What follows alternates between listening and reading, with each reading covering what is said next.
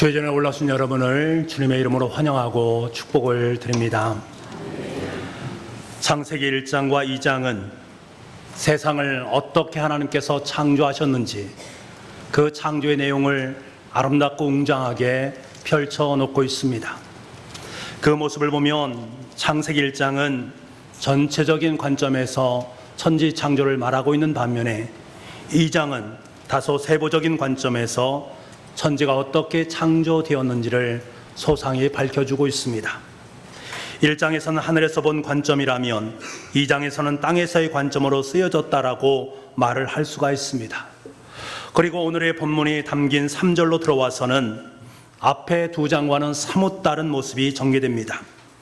하나님께서 창조하시고 기뻐하셨던 세상에 어떻게 죄가 들어왔는가, 그 부분에 대해서 우리에게 잘 알려주고 있습니다. 그 시작은 간교한 뱀으로부터 시작합니다. 뱀은 하나님께서 만드신 여자 하와에게 와서 이렇게 말합니다. 하나님이 참으로 너희들어 동산 모든 나무의 실과를 먹지 말라 하시더냐 라고 묻습니다. 이 물음에 대해서 하와는 덥석 그 물음을 마음속에 품습니다. 이 뱀의 말이 연결고리가 되어서 인류 최초의 죄가 세상에 들어오게 됩니다. 뱀과 몇 차례의 대화를 통해서 하와는 하나님께서 금지하신 선악을 알게 하는 나무의 실과를 따먹게 되어지고, 그리고 사랑하는 자신의 남편 아담에게 그것을 나누어 줍니다. 이때부터 인간의 죄가 시작이 되어집니다. 죄의 시작과 동시에 아담과 하와에게 가장 먼저 나타난 현상이 있습니다. 그동안 전혀 느껴보지 못했던 자신의 몸에 대한 부분입니다. 자신의 몸이 벗었다라는 것이 느껴지게 됩니다. 그래서 자신의 몸을 가리기 위해서 무화과나 잎을 엮어서 치마를 만듭니다. 그리고 갑자기 찾아온 두려움과 수치심과 부끄러움을 느끼면서 하나님을 피해서 나무 사이에 숨게 됩니다. 그때 하나님께서는 그들을 찾아오셔서 묻습니다. 내가 어디 있느냐? 여러분, 이 하나님의 부르심 속에는 참으로 중요한 의미가 함축되어져 있습니다. 창세기는 1장부터 하나님의 말씀이 나옵니다. 하나님이 빛이 있으라라고 말씀하시니 빛이 있게 되었습니다. 하나님께서 물 가운데 공창이 있어 물과 물로 나뉘어라 라고 말씀하시니 또 그렇게 되었습니다. 계속해서 하나님께서는 말씀을 통해서 온 세상을 하나하나 만들어 가셨습니다. 이렇게 창조를 위한 하나님의 말씀이 선포되어집니다. 그런가 하면 사람을 향해서는 이렇게 명령하십니다. 생육하고 번성하여 땅에 충만하라, 땅을 정복하라 라는 명령의 말씀을 들려주십니다. 하나님은 창조주로서 창조를 위해 일방적으로 선포와 명령의 말씀을 들려주고 계십니다. 그런데 그 하나님께서 처음으로 선포와 명령이 아닌 인간을 향한 물음을 던지십니다. 그 질문이 바로 내가 어디 있느냐입니다. 이것이 바로 성경 전체에서 인간에게 하나님께서 질문하신 첫 번째 질문이요, 온 세상 속에서 첫 번째 들려진 물음입니다. 내가 어디 있느냐? 이 물음을 히브리어 원어로 보게 되면 아예카라는 말을 씁니다. 삼음절로 되어 있습니다. 여기에는 굉장히 큰 울림이 담겨져 있습니다. 내가 어디에 있느냐? 내가 지금 어디에 있느냐? 아예카, 아예카.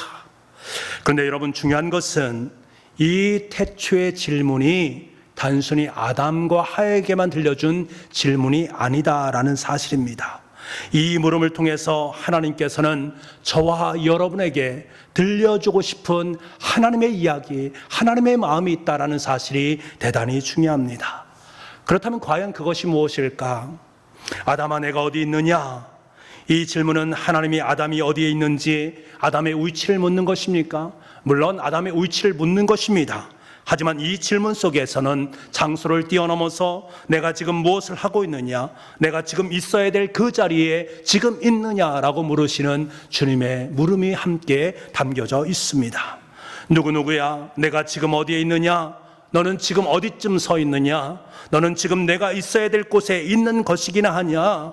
김집사야, 내가 지금 어디에 서 있느냐? 사랑하는 청주 북북교회야, 지금 너는 어디에 서 있느냐? 대한민국아, 지금 너는 어디에 서 있느냐?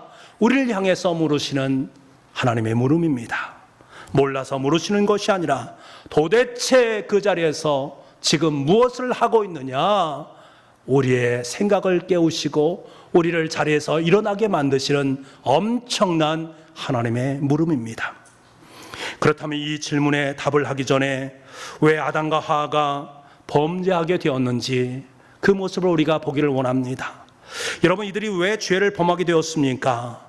이들이 죄를 범하게 된 것은 먼저 주신 것을 누리지 못하고 갖지 못한 것에 마음을 빼앗겼기 때문입니다. 에덴에는 먹을 수 있는 여러 가지 것들이 있습니다. 여러분의 머릿속으로 상상하는 그 모든 열매들이 에덴 동산에 있었습니다. 사과와 오렌지, 수박, 딸기, 참외, 메론, 바나나, 파인애플 등등 여러분이 생각하는 그 모든 것이 에덴 동산에 있었습니다. 누구를 위해서? 아담과 하와, 바로 우리를 위해서 그 과실을 풍성하게 차려놓았습니다. 우리는 그것을 마음껏 따먹기만 하면 되는 것입니다. 그런데 이들은 이것을 누리지 못합니다. 왜? 자신들이 갖지 못한 한 가지의 마음을 빼앗겼기 때문입니다. 이들이 만약 사과의 탐스러움을 즐기고 그 빛깔에 심취되어서 그 맛을 즐겼다면, 그들이 오렌지의 싱그러움을 만끽했다면 동산 중앙의 선악을 알게 하는 나무의 실과는 바라볼 여유조차 없었을 것입니다. 가진 수백 가지의 과실을 즐기면서 기쁨과 감사와 은혜가 넘치는 삶을 살았을 것입니다. 하지만 자신이 가지고 있는 수백 수천 가지의 과일을 바라보기보다 그가 먹지 못하는 그 하나의 열매를 바라본 결과 그것은 먹음직도 하고 보암직도 하고 지혜롭도록 탐스럽기까지도 합니다.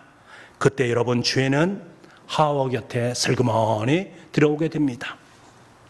여러분, 자신이 지금 가진 것을 누리고 즐기는 것 대단히 중요합니다. 왜? 하나님께서 저와 여러분의 삶 가운데 허락하신 에덴의 선물들이기 때문에 그렇습니다. 우리가 그것을 에덴의 선물로 여긴다면 우리의 삶 속에 기쁨과 평강이 임하게 되어 있습니다. 하지만 가지지 않은 그 하나의 열매에 집착을 하게 되면 죄는 스멀스멀 우리의 삶의 곁으로 다가오게 되고 기지개를 펼치게 되어집니다. 그리고 아담과 하와가 죄를 범하게 된 또 하나의 다른 이유는 말씀을 바르게 알지 못했기 때문입니다. 뱀은 하와에게 다음과 같이 말합니다. 하나님이 동산의 모든 나무의 실과를 먹지 말라 하시더니야. 하와에게 뱀은 이렇게 말을 묻습니다. 그러자 하와는 뭐라고 대답합니까? 아니, 동산 나무의 실과를 우리가 먹어도 되는데 동산 중앙에 있는 나무의 실과는 먹지 말고 만지도 말라고 말씀하셨어. 우리가 죽을지도 모른대 라고 말합니다. 하와는 지금 하나님의 말씀 그대로 받아들이고 있습니까? 아니요. 그 말씀을 크게 왜곡해서 받아들이고 있습니다. 하나님이 주신 명령은 무엇이었습니까? 창세기 2장 16절에서 17절 말씀에 그 명령이 나와 있습니다. 우리 그 이 명령을 함께 읽어보겠습니다. 시작. 여호와 하나님이 그 사람에게 명하여 이르시되 동산 각종 나무의 열매는 내가 임의로 먹되 선악을 알게 하는 나무의 열매는 먹지 말라. 내가 먹는 날에는 반드시 죽으리라 하시니라. 아멘. 이 명령에 먹지도 말고 만지도 말라라고 말씀하신 적이 있습니까? 그렇지 않습니다. 하와는 지금 하나님의 말씀을 과장하고 축소하고 왜곡하고 있습니다. 그 과실을 먹는 날에는 정령 죽으리라, 반드시 죽으리라 말씀하셨는데 하와는 죽을지도 모른다라고 다르게 이야기를 하고 있습니다. 하나님께서 먹으면 정령 죽으리라, 반드시 죽는다라고 말씀하셨는데 하와는 그 의미를 대폭 축소시켜서 말을 하고 있습니다. 여러분, 우리는 하나님의 말씀에 대해 바르게 알아야 됩니다. 바르게 알되 정확하게 알아야 됩니다. 사단이 나쁜 것만을 들고 우리에게 접근하는 것이 아니기 때문에 그렇습니다. 사단 역시 하나님의 말씀을 들고 그 말씀을 과장하고 그 말씀을 축소해서 우리에게 다가옵니다. 예수님도 광야에서 3가지 시험을 받지 않으셨습니까? 돌로 떡을 만들어라, 높은 곳에서 뛰어내려라, 절하라. 이 3가지 시험을 요구하면서 사단은 무엇을 사용합니까? 구약에 있는 하나님의 말씀을 사용하고 있습니다. 하나님의 말씀을 들고 나와 제안하는 것입니다. 마치 자신이 하나님의 말씀을 대언하는 것처럼 말하고 있습니다만 전혀 그렇지 않습니다. 철저히 왜곡된 하나님의 말씀으로 장난을 하고 있는 사단의 모습을 보게 됩니다. 예수님은 이런 사단에게 하나님의 정확한 말씀으로 사단을 물리치셨습니다. 여러분, 그렇습니다. 말씀을 바르게 알지 못할 때 우리 역시 하와와 같이 죄 가운데 들어설 수 있는 여지가 대단히 높습니다. 사단은 우리가 알고 있는 것을 가지고 흔들어 놓습니다. 아예 모르면 묻기도 하고 찾아보기도 하면서 대처할 터인데 어설프게 아는 것이 문제입니다. 어설프게 알면서 기도도 하지 아니하고 성령님께 간구하지도 아니하고 누군가에게 의논하지 아니하고 우리 단독으로 결정하기 일쑤이기 때문에 그렇습니다. 사단은 그것을 너무나 잘 알고 있습니다. 그래서 그것을 이용하는 것입니다. 어설프게 알고 있는 것은 사단의 도구가 되기 쉽습니다. 여러분, 주신 것을 누리지 못하고 갖지 못한 것에 마음을 빼앗기고 그리고 하나님의 말씀을 제대로 알지 못해서 결국 죄를 범하게 되는 아담과 하와, 그 모습이 바로 오늘을 살아가는 저와 여러분의 모습이다라는 사실입니다. 결국 하나님의 명령을 어긴 그들, 죄 속에 두려움을 느끼게 된 아담과 하와는 무화과 나뭇잎으로 몸을 가리고 나무 사이에 숨게 됩니다. 범죄 후 그들은 하나님의 낯을 피해서 숨어 들어간 것입니다. 오늘 본문 8절 후반절에 보면 아담과 그 아내가 여호와 하나님의 낯을 피하여 동산나무 사이에 숨은지라라고 되어 있습니다. 낯, 하나님의 얼굴, 하나님의 얼굴이란 이 낯이란 말은 파님이란 말을 씁니다. 이는 단순히 얼굴을 의미하는 것이 아니라 그 사람의 인격과 존재를 의미하는 것입니다.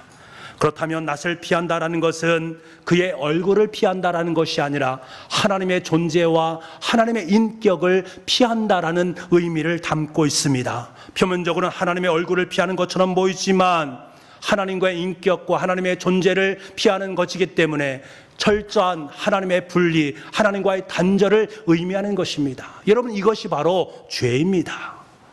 여러분, 범죄한 인간의 첫 번째 반응은 하나님을 피하는 것으로 드러나게 됩니다.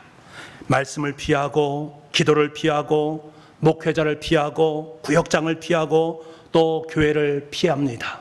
피하면 모든 것이 해결될 것처럼 여기기 때문에 피하는 것입니다.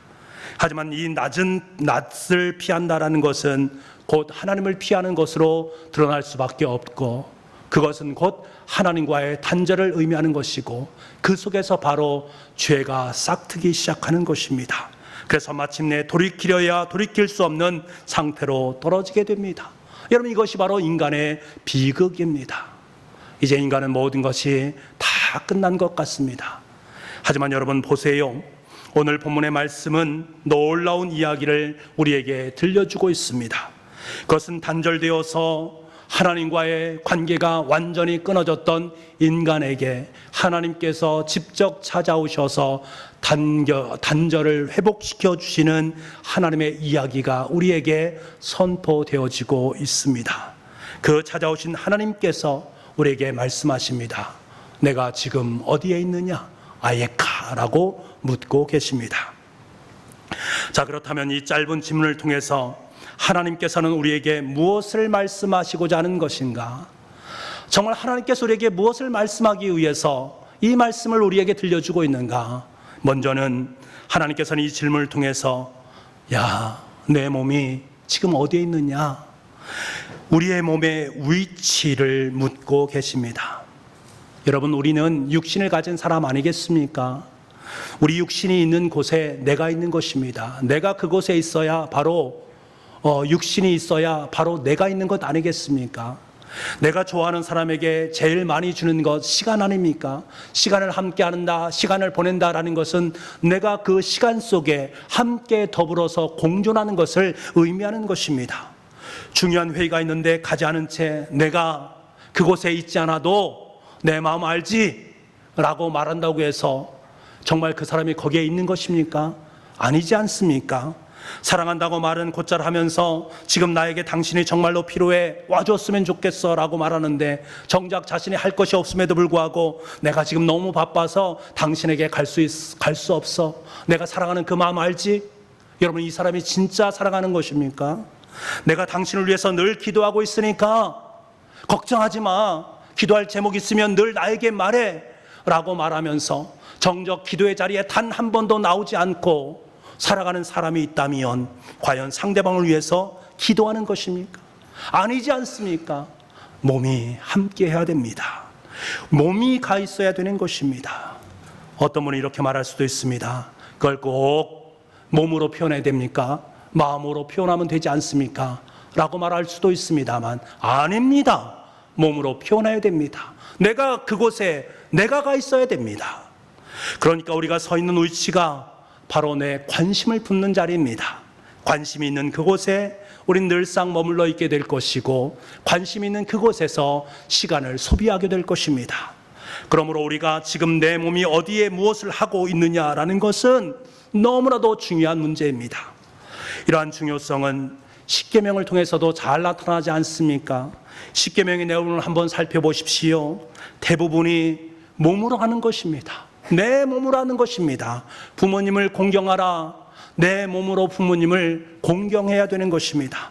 살인하지 말라, 간음하지 말라, 도둑질하지 말라, 이 모든 것 역시 내 몸으로 하지 말아야 될 것들입니다.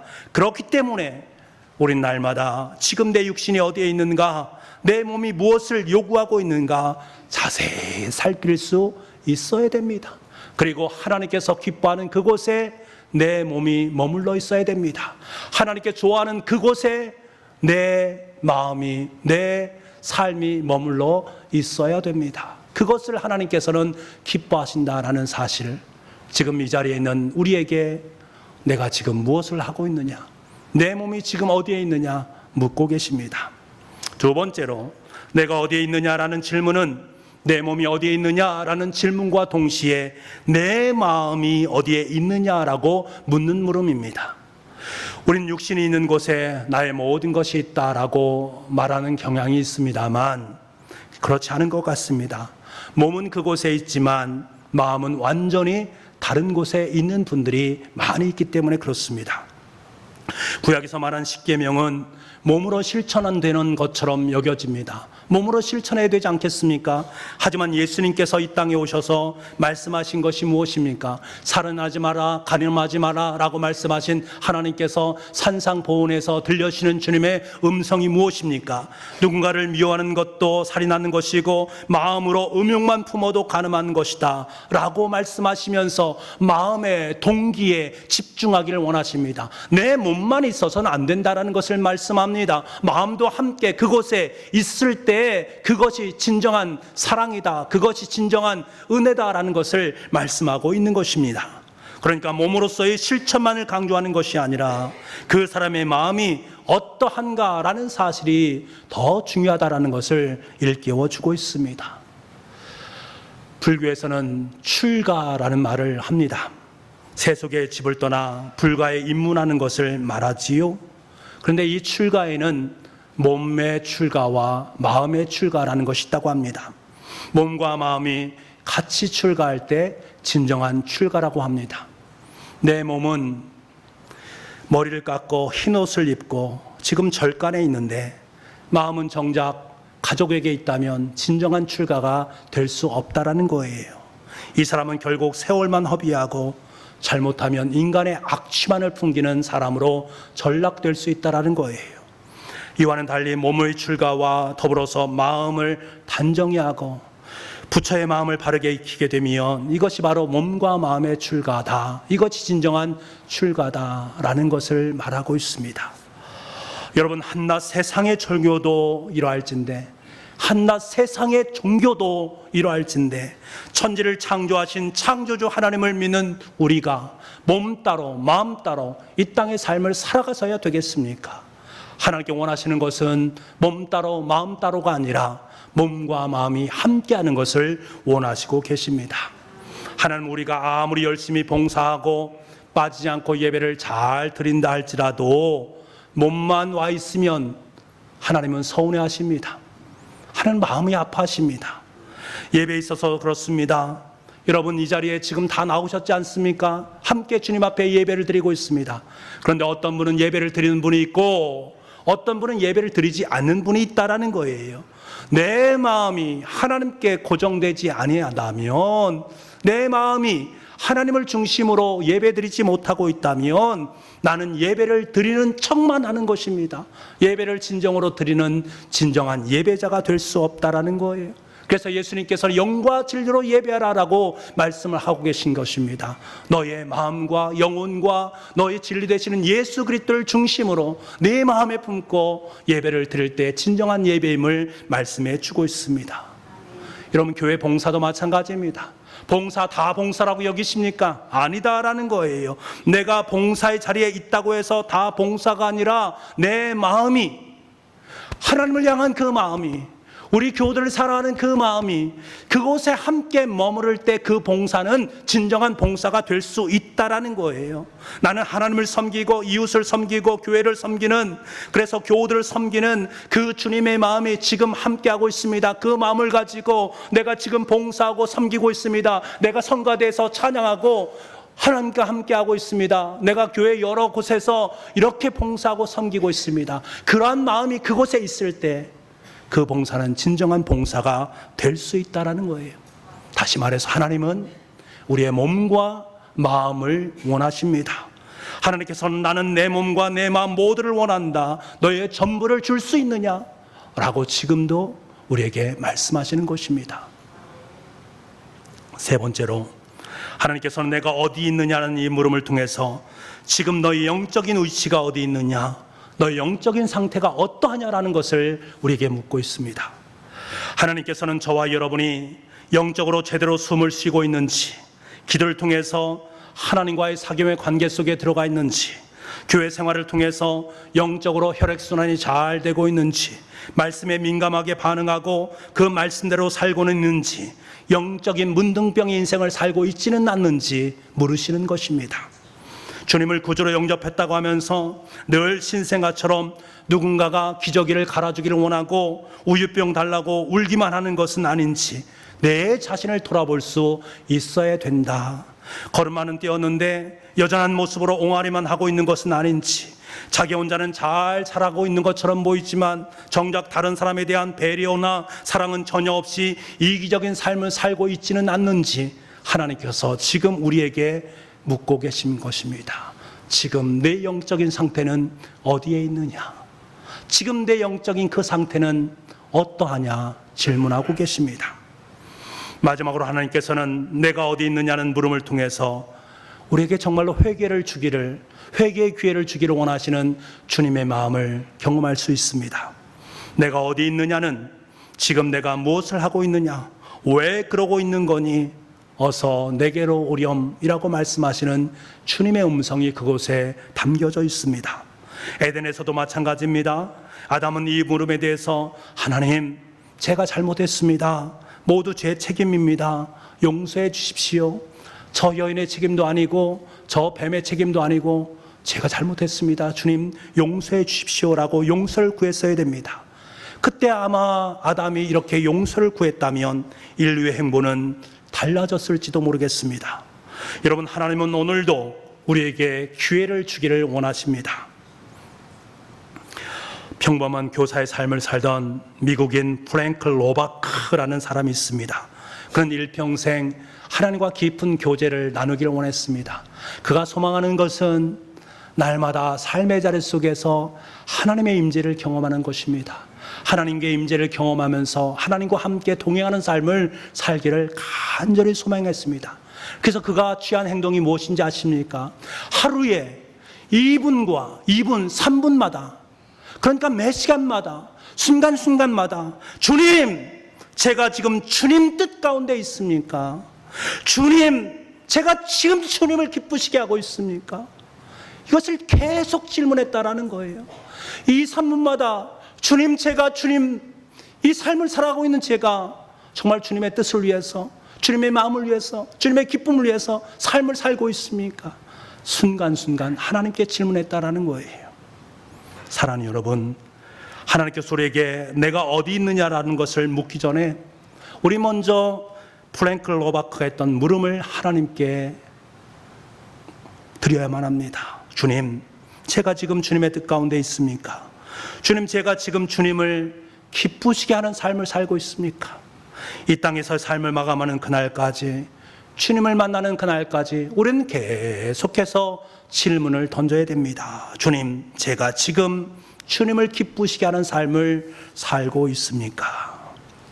그렇습니다. 오늘도 하나님은 저와 여러분을 찾아오셨습니다. 교회 와서 예배드려야 할 내가 다른 곳에서 서성거리고 있는 그 모습을 볼 때마다 내가 지금 어디에 있느냐라고 질문하십니다. 가족과 함께 대화하며 사랑해야 되는데 가족을 힘겹게 하고 불화의 근원이 될 때에 내가 지금 무엇을 하고 있느냐? 내가 지금 어디에 있느냐? 아예 가라고 물으십니다. 오히려 감싸주고 돌봐줘야 될 입장인데 한치의 양보 없이 사는 이기적인 우리의 삶을 향해서 내가 어디 있느냐? 아예 가라고 물으십니다. 하나님의 명령에 순종하지 아니하고 세상 길에서 머뭇머뭇거리고 있는 저와 여러분을 향해서 내가 지금 어디에 있느냐? 내가 지금 어디에 있느냐? 간절하게 말씀하시는 주님의 음성이 있습니다. 이 물음에 우리는 응답을 해야 됩니다. 여러분, 어떻게 응답을 해야 됩니까? 우린 이러한 물음에 아름답게 응답한 한 선지자를 잘 알고 있습니다. 그 선지자는 바로 이사야 선지자입니다. 이스라엘 백성들은 총체적인 난국에 빠져있는 상황 속에 있습니다. 하나님을 멀리하고 교만했고 목이 곧은 백성이 되었습니다. 이들을 향해서 하나님께서는 내가 어디 있느냐, 내가 어디 있느냐, 내가 어디 있느냐 수많은 선지자를 통해서 계속해서 질문을 던졌습니다만 꿈쩍도 하지 않는 이스라엘 백성들, 더 이상 소망이 없는 그들에게 주님께서는 한탄하시면서 이렇게 말씀하십니다. 내가 누구를 보내며 누가 우리를 위해서 갈고. 하나님 보시기에는 없는 것처럼 보입니다. 그때 이사야 선지자는 곧바로 하나님께 이렇게 대답합니다. 내가 여기 있나이다. 나를 보내주옵소서. 내가 여기 있나이다. 나를 보내주옵소서. 내가 누구를 보내며 누가 우리를 갈고. 이 말은 내가 어디 있느냐 물으시는 주님의 음성과 똑같은 말씀입니다. 우리의 삶의 자리 속에 오셔서 지금 내가 있는 그 자리에 너를 보내고 싶은 마음이 있는데, 너의 응답을 듣고 싶은 마음이 있는데 꿈쩍도 하지 않는 이 마음을 바라보시면서 주님께서는 한탄하시면서 우리에게 말하는 거예요. 내가 누구를 보내며 누구를 위해서 갈고. 이 말은 내가 너를 보내기를 원한다라는 거예요.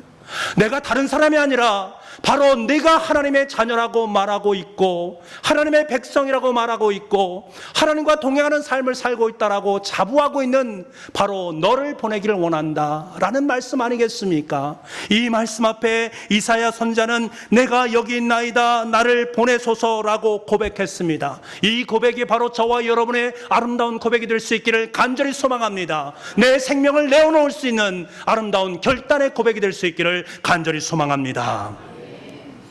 다음 주는 지금까지 준비한 러브유로삼 전도잔치 주일을 삼게 됩니다. 이로 해서 우리는 지금까지 새벽을 깨웠고 저녁마다 무릎을 꿇었습니다. 하나님 앞에 기도했습니다. 하나님 앞에 간구했습니다. 내가 작정한 전도 대상자를 마음에 품고 하나님 앞에 간절한 마음으로 나아갔습니다. 이제 한 주간이 남겨진 기간을 앞에 놓고 하나님께서는 아담에게 물으셨던 그 물음, 그리고 이사에게 물었던 그 물음, 내가 지금 어디 있느냐, 내가 누구를 보내며 누가 우리를 위해 갈고, 동일한 질문을 던지시고 계십니다. 하나님께서 주신 지상명령을 피해서 나무 사이에 숨어있는 아담과 하와와 같은 우리의 모습을 보시면서 내가 품은 전도 대상자를 위해 기도하고 복음을 전했지만 여전히 마음속에 확신을 품지 못하고 있는 저와 여러분의 모습을 바라보시면서 주님께서는 우리에게 말씀하고 있습니다. 내가 지금 어디에 있느냐? 주님께서는 답변을 듣기를 원하십니다. 이사의 고백을 듣기를 원하십니다. 그래서 우리에게 계속해서 질문을 하십니다. 내가 누구를 보내며 누가 우리를 위해서 갈고. 저와 여러분은 답변을 해야 됩니다. 그리고 하나님 앞에 응답을 해야 됩니다. 주님, 내가 여기 있나이다. 나를 보내소서. 나를 사용하여 주옵소서. 나를 사용하여 주옵소서. 기도하겠습니다. 하나님, 내가 어디 있느냐? 그 태초의 질문을 생각해 보았습니다. 이 무리무리 영혼에 울려 퍼지게 하여 주옵소서. 자신의 자리를, 자신의 위치를 늘 돌아보게 하시고 있어야 할 곳에 있으므로, 와 있어야 할 곳에 와 있으므로 우리 하나님을 기쁘시게 하는 모든 성도들이 다 되게 하여 주옵소서. 그리고 이사의 즉각적인 반응이 우리의 반응이 되길 소망합니다. 주님, 내가 여기 있나이다. 나를 보내소서. 제가 주님의 사명자로 설 수 있도록 주님 은혜와 힘과 능력을 베풀어 주옵소서. 고백하는 우리가 되게 하여 주옵소서. 모든 말씀을 예수님의 이름으로 기도하옵나이다. 아멘.